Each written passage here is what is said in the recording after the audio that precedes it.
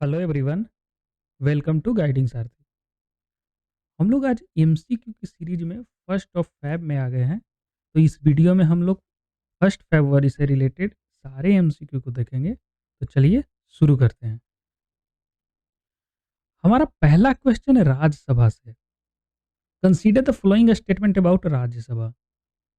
पहला स्टेटमेंट है, the member shall be elected by the elected member of state assembly through a system of proportional representation by mean of single transferable vote. Second statement, the third schedule of the Constitution of India allocate Rajya Sabha seat to the state and UTs. Third statement, the seat in Rajya Sabha are not based on the population of a state. How many of the statement given above is or are correct? तो इनमें से कितना statement सही है ये बताना है। पहला ऑप्शन एनी वन, दूसरा एनी टू, तीसरा all three and D none of the above. तो इसका सही जवाब क्या होगा?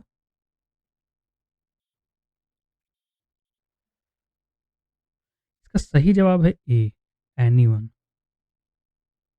क्योंकि इन तीनों स्टेटमेंट पे केवल फर्स्ट स्टेटमेंट सही है। अगर सेकंड स्टेटमेंट को देखें तो यहाँ पे थर्ड शेड्यूल लिखा हुआ है, थर्ड शेड्यूल में नहीं फोर्थ शेड्यूल में आता है। Allocation of seat of Rajya Sabha fourth schedule में आता है और यहाँ पे लिखा हुआ है सीट, थर्ड स्टेटमेंट है, seat in Rajya Sabha not based on population of state, जो कि ये गलत है। क्योंकि अगर आप देखें यूपी जो बड़ा राज्य है तो यहाँ 31 टोटल 31 राज्यसभा सीट है। वहीं अगर आप गोवा का एग्जांपल लें तो वहाँ केवल एक है। तो ये पॉपुलेशन पे डिपेंड करता है। तो ये सेकंड स्टेटमेंट यहाँ पे जो नॉट बेस्ड है ये गलत है। अगर हम राज्यसभा को देखें तो राज्यसभा जो है परमानेंट बॉडी है। लोकसभा का मैक्सिमम टेन्योर 5 ईयर है, लेकिन राज्यसभा परमानेंट है। परमानेंट हाउस है क्योंकि इसका 1/3 रिप्रेजेंटेटिव हर 2 साल पे रिटायर हो जाते हैं और साइमल्टेनियसली इलेक्शन भी हर 2 साल पर होता है। तो इसलिए परमानेंट बॉडी है। अभी अगर हम राज्यसभा का स्ट्रेंथ देखें तो 245 है, जिसमें 12 मेंबर जो है नॉमिनेट होते हैं, nominated by president of India. ये 12 मेंबर जो नॉमिनेट होते हैं वो डिफरेंट फील्ड से होते हैं, जैसे लिटरेचर, साइंस, आर्ट, ईटीसी। इन सारे फील्ड से 12 मेंबर को नॉमिनेट किया जाता है। तो ये कुछ इंपॉर्टेंट है। अभी राज्यसभा का इलेक्शन का डेट भी अनाउंस हुआ है, तो इसलिए भी ये न्यूज़ में है। हमारा सेकंड क्वेश्चन जो है सो यूनेस्को के बारे में है। Consider the following statement about the United Nation educational, scientific and cultural organization UNESCO. It is a specialized agency of the UN based in New York city. Second statement है, UNESCO implement its activity through 5 program area: education, natural science, social and human science, culture and communication and information. Third statement है, it also designate biosphere reserve as a part of program on man and biosphere, A may B. Which of the following statement is और are correct? Any one, any two, all three, none of the above. तो इन तीनों statement में से कौन सा statement सही है ये बताना है। इसका सही जवाब जो है एनी टू, बी ऑप्शन सही है। क्योंकि सेकेंड स्टेटमेंट, थर्ड स्टेटमेंट यहाँ पे सही है, फर्स्ट स्टेटमेंट गलत है। क्योंकि यह न्यूयॉर्क सिटी में नहीं है, ये पेरिस में है, फ्रांस।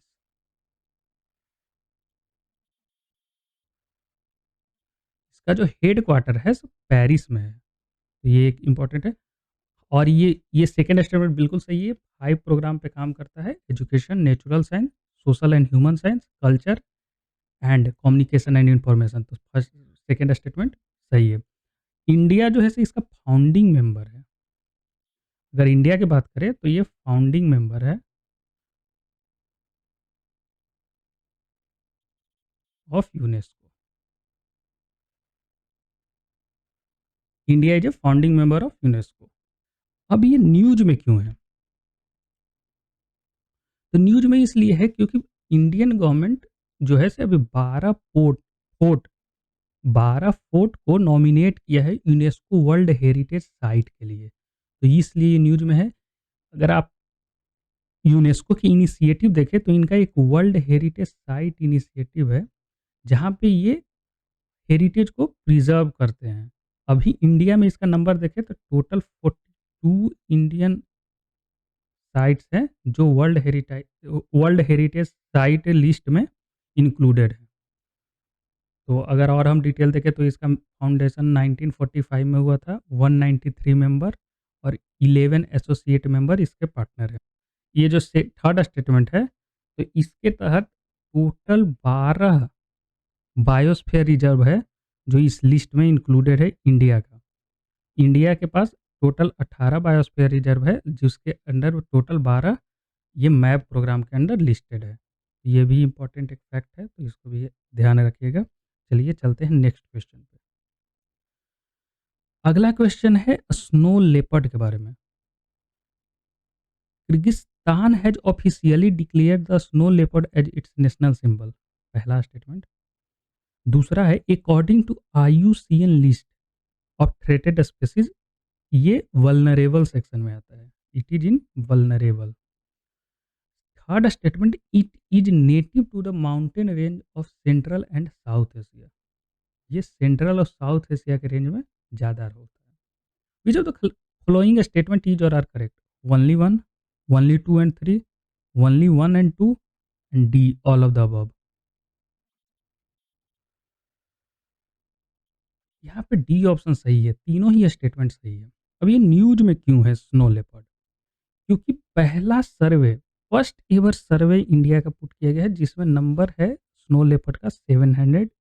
तो अभी पहला सर्वे का डाटा हमारे सामने आया है, वो टोटल नंबर 718। अगर स्पेसिफिकली बात करें तो लद्दाख में सबसे ज़्यादा है 477, और उसके बाद उत्तराखंड 124, हिमाचल में 51, और अरुणाचल में 36, सिक्किम 21 एंड J&K में 9। तो ये डिस्ट्रीब्यूशन है स्नो लेपर्ड का। स्नो लेपर्ड के बारे में बात करें तो ये IUCN लिस्ट में तो वल्नरेबल है, और साइट्स के अनुसार ये अपेंडिक्स 1 में आता है, और wild life protection act India का 1972 के अंदर शेड्यूल 1 में। अगला क्वेश्चन है, consider the following statement about United nation conference of trade and development, UNCTAD। तो हमें इनके बारे में, इस ऑर्गेनाइजेशन के बारे में बताना है।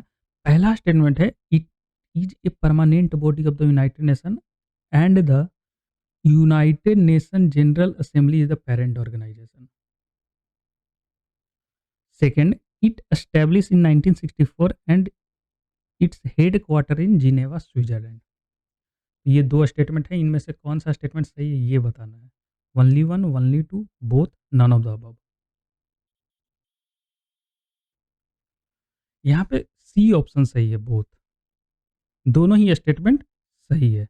अगर हम UNCTAD इसको देखें तो ये 1964 में इसका फॉर्मेशन हुआ था। इसका फॉर्मेशन 1964 में हुआ था। तो अभी ये न्यूज़ में क्यों है? न्यूज़ में इसलिए है कि ये अभी कंसर्न जताया है Red Sea, Black Sea and Panama Canal में जो प्रॉब्लम क्रिएट हुए हैं। आपको पता हो लाल सागर, रेड सी में अभी पायरेट्स जो हैं, पायरेट्स सोमालिया का भी, और जो हूथी रिबेल्स हैं वो मर्चेंट शिप पे अटैक कर रहे हैं, तो जिससे ट्रेड करना मुश्किल हो रहा है। और ब्लैक सी में रसिया यूक्रेन वॉर के चलते वहाँ पे भी प्रॉब्लम क्रिएट हो रहा है। और थर्ड जो है पनामा कैनाल, यहाँ पे पानी जो है सो कम हो गया है, तो इसलिए इस रूट से भी ट्रेड करना मुश्किल हो रहा है। तो ये तीनों जो इम्पोर्टेंट सी रूट्स हैं, इनमें कंसर्न जताया है United nation conference on trade and development, तो इसलिए ये न्यूज में है। एक बार लोकेशन देख लेते हैं। यहाँ पे देखिए, ये जो है ये रेड सी है। यहाँ पर जो गल्फ ऑफ एडन है,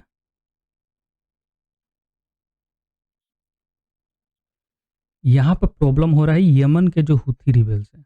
ये लोग मर्चेंट शिप जो इस रूट से जा रही है तो उस पे अटैक कर रहे हैं।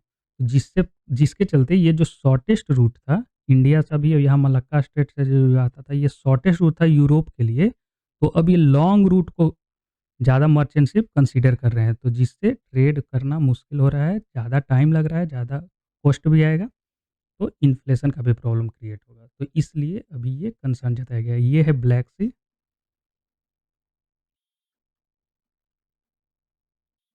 ब्लैक सी में यहाँ रसिया और यूक्रेन के वॉर के चलते यहाँ पे कई एक मर्चेंट शिप पे भी अटैक हो गया है। तो इसलिए ये न्यूज़ में है। और यहाँ पे south north and south America के बीच में यहाँ पनामा एक देश है, यहाँ पे पनामा कैनाल है। तो पनामा कैनाल में ड्यू टू अभी अल नीनो ईयर भी चल रहा है, तो अल नीनो ये सब के कारण यहाँ पे पानी कम गया है। तो जिसके चलते इस रूट से भी शिप को क्रॉस करने में दिक्कत आ रही है। बहुत ज़्यादा ट्रैफ़िक कम गया है इस रूट पे भी। तो ये 3 इम्पोर्टेंट सी रूट्स हैं जहाँ पे कंसर्न जताया है अभी। नेक्स्ट क्वेश्चन पे चलते हैं। यहाँ पे भीतरकनिका नेशनल पार्क के बारे में पूछा गया है। It is located in state of West Bengal.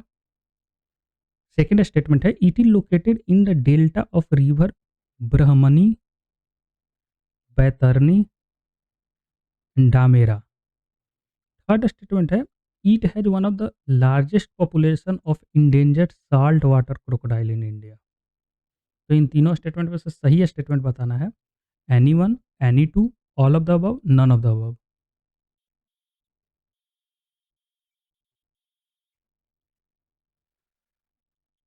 यहाँ पे बी ऑप्शन सही है, एनी टू। क्योंकि ये वेस्ट बंगाल में नहीं, उड़ीसा में है। अगर हम लोकेशन की बात करें तो ये देखिए, ये इंडिया में यहाँ पे उड़ीसा है, वेस्ट बंगाल के नीचे। और यहाँ पे उड़ीसा में यहाँ पे है ये पार्क,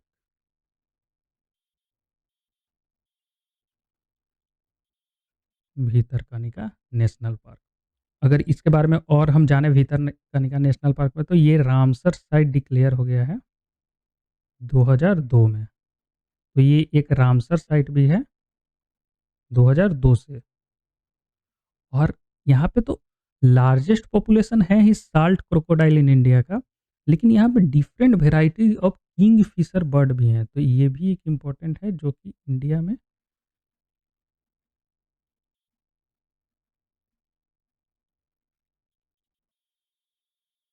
तो इस पार्क में किंग फिशर बर्ड का भी डिफरेंट वेराइटी है, लगभग 8 वेराइटी यहाँ पे रहता है। तो ये भी एक इम्पोर्टेंट। अब चलते हैं नेक्स्ट न्यूज पे। एक हमारा न्यूज है, एक्सटेंडिंग बीएसएफ जुरिडिक्शन।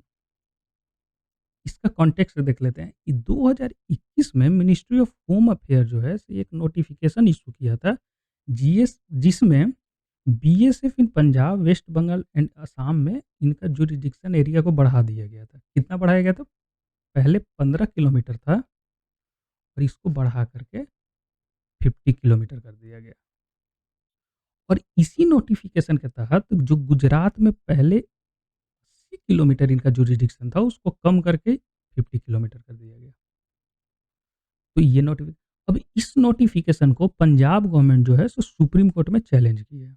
तो इसलिए न्यूज़ में आ गया। अगर हम बीएसएफ जुरिडिक्शन की बात करें तो बीएसएफ को इससे पावर मिलता है एक्सरसाइज करने का under the criminal procedure code, CrPC के तहत भी पावर मिल जाता है। The passport entry into India act 1920 and the passport act 1967। तो ये 3 एक्ट के तहत इनके पास स्पेशल पावर आ जाता है to investigate in this area, इस एरिया में इन्वेस्टिगेशन करने का। पंजाब गवर्नमेंट का मेन कंसर्न क्या है? क्योंकि पंजाब स्टेट को हम देखें तो 50 किलोमीटर के अंदर में, जो पाकिस्तान से जो बॉर्डर टच होता है उससे 50 किलोमीटर अंदर में कई एक इम्पॉर्टेंट सिटी इनका आ जाता है। जैसे अमृतसर हो गया, गुरदासपुर हो गया, पठानकोट हो गया, तो ये सारा आ जाता है। तो पंजाब गवर्नमेंट का मेजर अर्बन सिटी इसके अंडर में आ जाता है, तो इसलिए कंसर्न है। वहीं अगर देखें गुजरात, राजस्थान में, तो गुजरात में ज़्यादा रन ऑफ कच्छ वाला रीजन आता है, मार्सी लैंड है, वहाँ पे हाईली डेंसली पॉपुलेशन नहीं है। और राजस्थान में भी डेजर्ट वाला एरिया आता है। तो इसलिए पंजाब गवर्नमेंट सुप्रीम कोर्ट में इसको चैलेंज की है। अब देखते हैं कि गवर्नमेंट इसके फ़ेवर में क्या बोल रही है। गवर्नमेंट इसके फ़ेवर में है कि ड्रोन का यूज़ जो है सो हमारा नेबरिंग कंट्री जो पाकिस्तान है वो ड्रोन का यूज़ ज़्यादा करने लगा है। तो इसके चलते उसको कंट्रोल करने के लिए, बॉर्डर को और सेफ करने के लिए बीएसएफ को एरिया ज़्यादा चाहिए। तो इसलिए उसको बढ़ाया गया है। और अगर बांग्लादेश और वेस्ट बंगाल वाला एरिया देखें तो वहाँ कैटल स्मगलिंग इंक्रीज़ हुआ है। ये ज्यूरिसडिक्शन इम्पोर्टेंट है, इंक्रीज़ करना। लेकिन राज्य सरकार का कंसर्न क्या है? कंसर्न है स्टेट पावर, क्योंकि जो पुलिसिंग का जो स्टेट है, जो स्टेट पुलिस है, वो कानून व्यवस्था जो है 7th शेड्यूल में स्टेट लिस्ट के अंडर में आता है। तो ये एक कंसर्न है। और फेडरलिज्म 7th शेड्यूल में ही different power separation of power है हमारे कॉन्स्टिट्यूशन में। तो उस पे भी कंसर्न है कि ये प्रिंसिपल ऑफ फेडरलिज्म के अगेंस्ट है। और तीसरा जो कंसर्न है कि कहना है कि बीएसएफ का काम नहीं है पुलिसिंग का। अगर हम इस ज्यूरिसडिक्शन की बात करें तो ये ज्यूरिसडिक्शन केवल बीएसएफ को 3 एक्ट का ही पावर देती है, CrPC, passport act 1920 and passport act 1967। लेकिन जो 2014 में नोटिफिकेशन जारी हुआ था, उसमें बीएसएफ को और भी पावर दिए गए थे under NDPS act, arms act, custom act and certain others law. लेकिन उसको इस जुरिस्डिक्शन में नहीं दिया गया है। वो अभी भी ये जो एक्ट है, एनडीपीएस एक्ट, आर्म्स एक्ट, ये जो एक्ट हैं अभी भी प्रीवियसली की तरह ही चलेंगे। जैसे पंजाब, वेस्ट बंगाल और असम में 15 किलोमीटर जो पहले से चल रहा था जितना जुरिस्डिक्शन, और गुजरात में 80 किलोमीटर। तो ये उसी तरह से चलते रहेंगे जैसे पहले से चल रहे थे। लेकिन 3 law, criminal procedure code, passport act 1920 and passport act 1967 के तहत इनको 15 किलोमीटर से ज़्यादा मतलब 50 किलोमीटर तक ये 3 एक्ट को यूज़ कर सकते हैं। तो ये कुछ और इम्पोर्टेंट फैक्ट्स था इस ज्यूरिसडिक्शन ये न्यूज़ के बारे में। अगर हम देखें इसमें एक और इम्पोर्टेंट है कि लोकल पुलिस रिमूव नहीं होगा, क्योंकि अल्टीमेटली बीएसएफ किसी को अरेस्ट करेगी, उन पे इन्वेस्टिगेशन करेगी, उसके बाद उसको ट्रांसफ़र लोकल पुलिस को ही करेगा न्यायिक प्रक्रिया में लाने के लिए। तो आज के लिए बस इतना ही। वीडियो को लास्ट तक देखने के लिए थैंक यू। अगर आपको वीडियो पसंद आया तो लाइक कीजिए, सब्सक्राइब कीजिए and press the bell icon. Thank you. Good day to all.